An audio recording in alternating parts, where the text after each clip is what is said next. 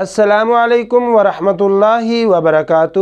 عزیزان من، امید ہے کہ آپ خیر و عافیت سے ہوں گے۔ گزشتہ لیکچر کے اندر ہم نے جو بحث ختم کی تھی وہ تھی مسائل عادلہ کی مثالیں اصحاب الفرائض کے حصص کی روشنی میں۔ تو آج ہم جو بحث شروع کرنے جا رہے ہیں وہ ہے مسائل عائلہ کی مثالیں اصحاب الفرائض کے حصص کی روشنی میں۔ تو یہ بتایا جا چکا ہے کہ اول والا مسئلہ کسے کہا جاتا ہے۔ آج ہم اس بحث میں نہیں پڑھیں گے بلکہ ہم مثالوں کو لکھ کر مثالوں کو سمجھنے کی کوشش کریں گے۔ اگر اصل مسئلہ 6 سے ہو تو وہ اس میں بھی اول ممکن ہے، ضروری نہیں کہ جب اصل مسئلہ 6 سے بن رہا ہو تو اس میں اول بھی ضرور ہو، ایسا ضروری نہیں ہے، ممکن ہے کہ اس میں اول ہو۔ اگر اصل مسئلہ 6 سے بنے اور اول کا امکان ہو، اس کے لیے پھر کیا ہوگا جی؟ اول 7، 8، 9 اور 10 4 طرح سے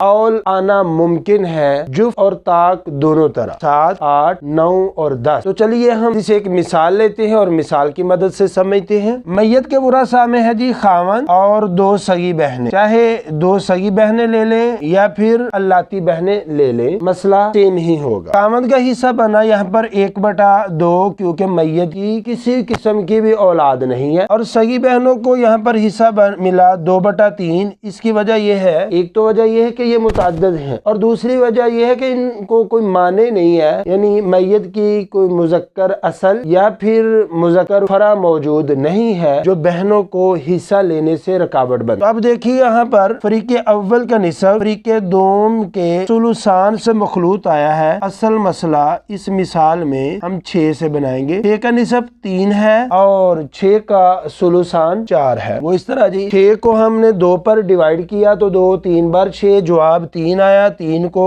بٹے کے اوپر والے ہندسے 1 سے ہم نے ملٹی پلائی کیا تو جواب 3 ایک بار 3 ہی رہا، تو لہذا ہم نے خامد کو 3 حصہ دے دیا۔ ایسے ہی اس 6 کو بہنوں کے حصہ دینے کے لیے اس 3 پر ڈیوائیڈ کیا تو جواب آیا 3 2 بار 6، جواب آیا 2۔ اب ہم نے جو حاصل ہونے والا جواب ہے اس کو ہم نے بٹے کے اوپر والے 2 کے ساتھ ضرب دی تو جواب آیا 2 2 بار 4۔ اب دیکھیں کہ حصہ ان کا، اب دیکھیں اصل مسئلہ تو 6 سے ہے لیکن ان کے حصص کی تعداد 7 بن رہی ہے، لہذا ہم سمپل سا یہاں پر لکھ دیں گے اول 7۔ جب اول 7 لکھ دیں گے تو ہر ایک کے حصے کے مطابق اس کے اندر کمی ہو جائے گی اور ہر کسی کو اپنے اپنے حصے کے تناسب کے مطابق کمی کر کے حصہ دے دیا جائے گا۔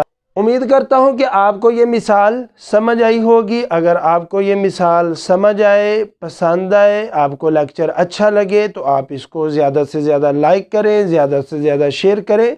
اگر آپ ہمارے چینل پر نیو ہیں تو آپ سے گزارش ہے کہ آپ ہمارے چینل کو سبسکرائب ضرور کریں اور بیل آئیکن کا بٹن بھی ضرور دبائیں تاکہ ہر آنے والی نئی ویڈیو آپ تک پہلی فرصت میں پہنچ سکے۔ السلام علیکم ورحمۃ اللہ وبرکاتہ۔